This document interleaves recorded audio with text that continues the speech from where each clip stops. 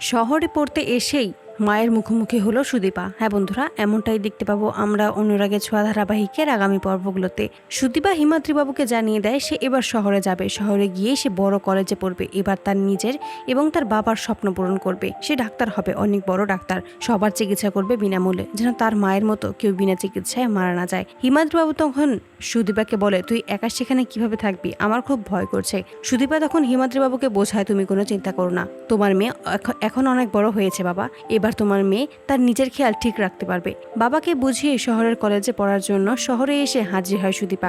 অপরদিকে রূপা ওই ভয়ঙ্কর ভূমিকম্প থেকে ভাগ্যের ফেরে বেঁচে যায়। তার মেয়েদেরকে সব জায়গায় খুঁজতে থাকে, কিন্তু কোথাও এত বছর তার মেয়েদের খোঁজ পায়নি। এতে করে খুব ভেঙে পড়ে রূপা। অপরদিকে সুদীপা নিজেকে মানিয়ে নেয় শহরে। প্রথম দিন যখন কলেজে প্রবেশ করে, ঠিক সেই মুহূর্তে রূপাও ওই কলেজে প্রবেশ করে। সে নিজেই এই কলেজটা দিয়েছিল তার নিজের বাবার একমাত্র স্মৃতি ধরে রাখতে। রূপা যখনই কলেজ থেকে বেরিয়ে যাবে, হঠাৎ করেই তখন সুদীপাকে দেখতে পায় এবং থমকে যায়। সুদীপার কাছে আসে রূপা, সুদীপাকে বলে, তুই আমারই মেয়ে সুদীপা, আমি তোকে ঠিক চিনতে পেরেছি, তোকে চিনতে আমি ভুল করিনি, আমি তোর মা। এসব কথা শুনে সুদীপা অবাক হয়ে যায়, রূপার দিকে তাকিয়ে থাকে। তবে সুদীপার কেন যেন মনে হয় এই মানুষটার সাথে তার নারীর টান। সুদীপা কিছু বুঝতে পারে না সত্যি সে তার মা কিনা, এসব কি বলছে ওই মহিলা। অপরদিকে রূপা এতগুলো বছর পর নিজের মেয়েকে কাছে পেয়ে বুকে জড়িয়ে নেয়। তো বন্ধুরা, তোমরা এটাই তো চাও যেন এভাবেই শহরে পড়তে এসে যেন মায়ের মুখোমুখি হয় সুদীপা? কমেন্টে জানাও। আর নিয়মিত আপডেট পেতে আমাদের চ্যানেলটি এক্ষুনি সাবস্ক্রাইব করে পাশে থাকো। ধন্যবাদ।